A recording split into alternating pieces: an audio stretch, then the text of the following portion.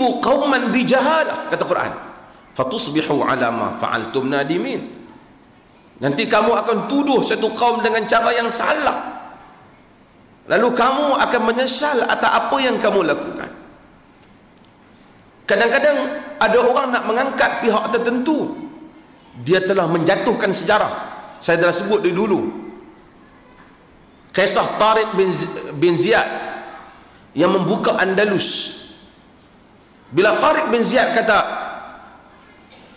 al-adu amamakum wal bahru wara'akum fakhtaru ayyahuma syi'tum, musuh ada di depan, laut ada di belakang, kamu pilihlah apa yang kamu mau. Dia kata pada tentera Islam yang pergi ke Andalus. Sebahagian orang penceramah kata Tariq bin Ziyad bakar kapal. Cerita kepiawaian Tariq bin Ziyad. Pertama, tak ada riwayat yang sahih yang kata dia bakar kapal. Dia dia panglima bagi angkatan tentera berkenaan. Dia bukan panglima utama. Panglima utama Musa bin Nusair ketika itu. Dia bagi ucapan, bila kita kata tengok Tariq bakar kapal dia nak bagi orang Islam bersemangat. Saya kata, dan itulah yang Ahmad Syakir kata, bahawasanya kalau kita kata dia bakar kapal, bererti kita mentohmah tentera Islam ketika itu bacul. Artinya kalau tak bakar kapal, pakat lari balik habis. Jangan main pasal bagian penceramah berucap. Dan kedua, kalau dia bakar kapal, itu menunjukkan dia seorang panglima yang dangkal akalnya. Islam tak suruh kau membazir harta perang ni. Ini peralatan perang, pasal pergi bakar buat apa? Adakah munasabah satu orang pergi suruh bakar kereta kebal apa semua? Tidak munasabah. Maka dengan itu dia tak bakar kapal. Padahal kalau dia mau, dia boleh suruh kapal pergi, jangan berlabuh di pelabuhan. Dia tak bakar kapal. Dan kalau dia bakar, dia akan dibicarakan dalam mahkamah Islam kerana telah membakar harta orang Islam. Mungkin sebahagian orang nak angkat orang tertentu, tapi dia telah melakukan kesilapan dengan menjatuhkan pihak Islam itu sendiri. Saya tak tahu ada tak sama ada orang ataupun tak yang menyatakan beria-ia kata kita tidak pernah dijajah. Dan akhirnya kita akan menimbulkan banyak persoalan tentang isu penjajah dan tak jajah ini. Pertama, selama 54 tahun kita telah membazir wang melakukan sambutan kemerdekaan. Di samping membazir bunga api dan membazir, kerana sedangkan kita tidak merdeka dan kita tidak perlu merdeka, dan kena jaga-jaga. Dia boleh ada konsekuensi daripada perkara ini. Kita kena ingat Mindanao, Filipina. Mindanao, Filipina, mereka membantah Filipina sebab Filipina apabila merdeka, masukkan mereka sekali. Mereka kata kami tak pernah dijajah. Pasal apa kami nak masuk? Saya bimbang nanti Sabah dengan Sarawak pun kata kita tak pernah dijajah. Pasal apa kita merdeka sekali? Kacau kita. Apapun yang penting, saya rasa masa dah 9.30. Saya rasa bagus. Di samping saya selamat menyambut apa ni? Selamat menyambut hari tidak pernah dijajah. Apapun yang penting saya rasa bagus kerana telah berlakunya intellectual discourse. Telah berlakunya satu perbahasan intelek dalam masyarakat Melayu yang biasanya bersifat feudal. Mereka enggan membantah apa yang disumbat kepada mereka, terutama apabila datang daripada golongan yang dianggap bangsawan. Hari ini apabila orang kata bahawasanya sultan-sultan Melayu menjemput Inggeris, satu hal. Dan kemudian banyak lagi perkara yang makin hari makin dibuka. Saya bukan nak tahu Mat Indra tak Mat Indra, dia bukan rawi hadis, tapi yang pentingnya ia membuka satu lembaran untuk kita menyemak semula apa yang sebenarnya berlaku, dan supaya kita orang Islam tak lagi, inilah proses manusia yang nak bertamadun. Tuan-tuan, saya tak orang kata ini sebahagian surat khabar macam dunia ni kiamat. itu ini. Saya rasa ini adalah proses yang bagus. Biar rakyat berdiskusi, biar rakyat membaca, biar rakyat mengetahui banyak ilmu tentang apa yang, biar rakyat bersifat bersedia untuk melakukan kembali koreksi terhadap apa yang mereka faham dan apa yang mereka fikir selama ini.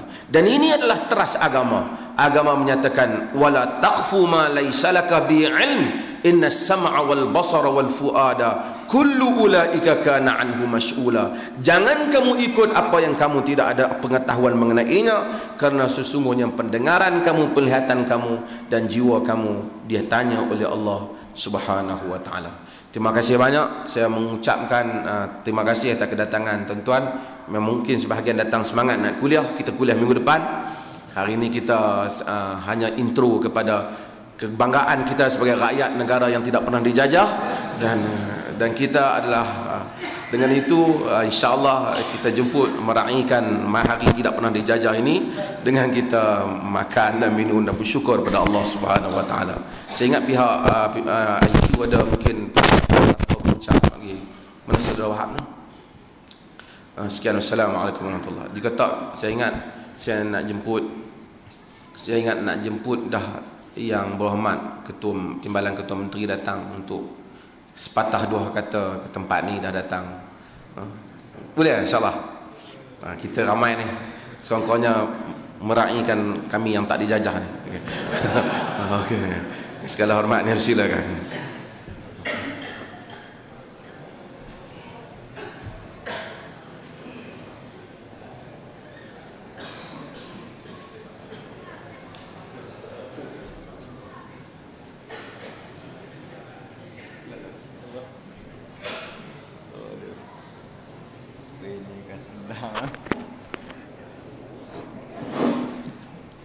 Bismillahirrahmanirrahim. Alhamdulillahirabbil alamin. Assalatu wassalamu ala asyrafil anbiya'i wal mursalin wa ala alihi wa sahbihi ajma'in. Yang saya muliakan al-fadil Tuan Muhammad Asri Zainal Abidin, tuan-tuan dan puan-puan yang dirahmati Allah sekalian. Bukan senang nak bucak depan tahrir. Jadi saya cuma ambil kesempatan ini mengucapkan terima kasih di atas jemputan ini. Saya bangga berada di sini. Memang niat 2-3 kali nak datang di Al-Qayyum ini untuk bersama-sama dengan Dr. Asri, mengikuti beberapa siri carahan beliau yang cukup menarik, terutama sekali istilah yang kita tidak pernah dijajah kita menyambut hari yang kita tidak pernah dijajah, dan sempena dengan hari itu juga kita menyambut Hari Raya Aidilfitri selepas sebulan kita bertabiah dalam bulan Ramadan, sekolah Ramadan, dan ini di dalam bulan Syawal kita berhimpun bukan saja takat mengikuti mengiratkan silaturahim antara kita, tetapi kuliah ataupun majlis ilmu yang macam ini memang selalu kita harap diadakan sekerap yang mungkin dan sebanyak yang boleh. Dan ini kuliah yang membuka minda kita. Jadi keterbukaan minda ini adalah satu perkara yang cukup baik dan patut digalakkan. Kalau dalam istilah science administration ni dia kata think out of the box lah. Jadi selalunya kalau think out of the box ini dia keluarkan hasil-hasil ataupun outcome yang cukup menguntungkan dan cukup memberi manfaat kepada kita. Jadi keterbukaan yang kita galakkan ini, saya tahu yang ada banyak kuliah-kuliah yang diberikan oleh Dr. Asri menonjolkan keterbukaan minda ummah kita. Ini semua kita rasa bangga kerana kita semuanya majlis ilmu ini membawa ke arah kita untuk memperkasakan ummah kita. Dan ini pun menjadi harapan kita. harapan saya terutamanya di Pulau Pinang ni memang nak memperkasakan ummah di negeri Pulau Pinang ni dengan mengaturkan beberapa program yang boleh memperkasakan umat Islam di negeri Pulau Pinang ini terutamanya. Kalau di penanti ini ada 2-3 program yang ada 2-3 perancangan yang saya harap dapat kita boleh laksanakan. Salah satunya ialah dekat dengan belakangan Tengku Bainon ini, Dato' Sri. Saya cadang nak wujudkan satu universiti Islam di sini. Dalam perancangan awal, kelulusan tanah telah pun kita berikan, ada 100 dekat 200 ekar. Saya cadang nak wujudkan pekan baru, dan di dalam pekan baru ini yang berhampiran dengan Kulim high-tech dan juga ada sempadan dengan kita ini, kita rencanakan untuk satu tapak institusi pengajian tinggi iaitu Universiti Islam. Saya berdoa kepada Allah SWT supaya benda ini dapat diwujudkan dengan seberapa segera yang boleh. Kerana banyak sekolah-sekolah agama rakyat yang pelajar-pelajarnya selepas ini kita tidak tahu ke arah mana nak jurusnya. Dan kalau ada satu institusi yang macam ini, kita boleh harapan saya boleh kembalikan keagungan, kegemilangan zaman umpamanya tokoh seperti Syekh Al-Hadi dan beberapa tokoh Islam di negeri Pulau Pinang dulu.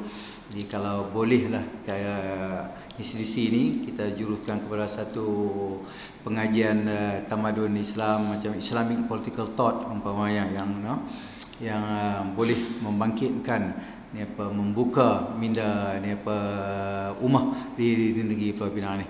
Jadi itu salah satu yang kita cadangkan di samping program-program lain yang kita juga baru lulus Yayasan Islam Negeri Pulau Pinang yang akan merencanakan beberapa program juga untuk pembangunan ummah di Pulau Pinang. Jadi setakat itu dulu Tuan Sri.